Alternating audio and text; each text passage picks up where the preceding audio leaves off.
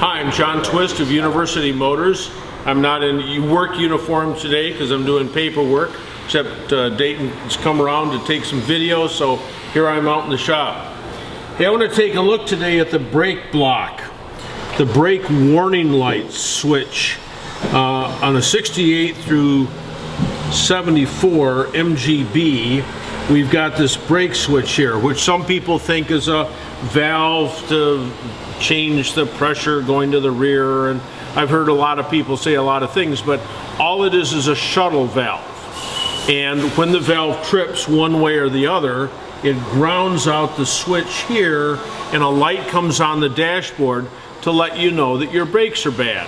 So catch this, when your brakes hit the floor, right, because your brakes are so crummy, then the light comes on the dash to tell you that the brake pedals hit the floor and your brakes are bad. Anyway, on the 1975 through 1980 MGBs, that switch is incorporated into the master cylinder. The 68 through 74 on the Bs and 68 through 79 on the midgets, we have this brake warning block.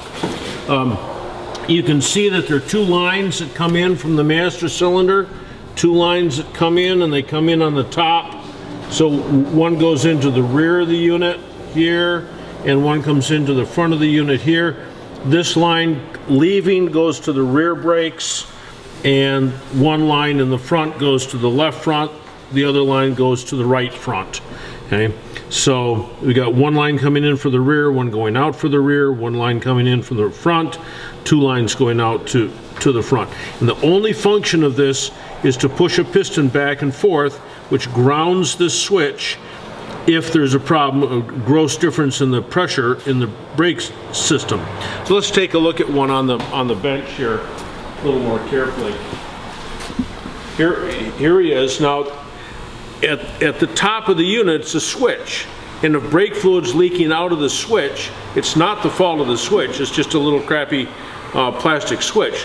The problem is that the seals on the piston on the inside have failed. If we take this guy,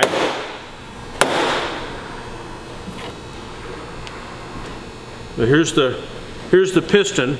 Now this piston is an early style piston, and you see it's got these little seals on the end that are proprietary. I've never seen seals like this. The later ones just use O-rings, and you can rebuild them yourself. It's pretty easy.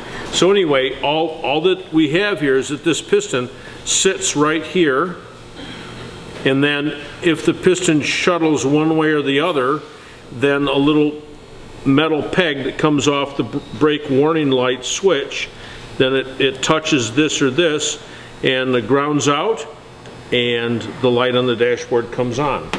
So if this switch is bad, if it's a later one, you can rebuild it yourself.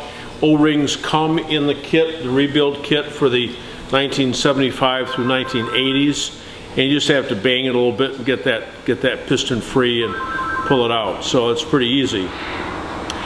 If you don't want to do all that, all you have to do is take a short 3/8 bolt, the copper washer, put it in on the top, crank it down tight.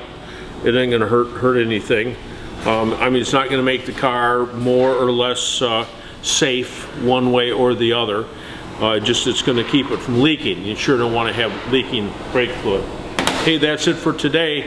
The NAMGAR meet, this is today's the 22nd of May 2013, and the big NAMGAR meet is coming up in Asheville, North Carolina in 20-some days. It's like 3 weekends from now.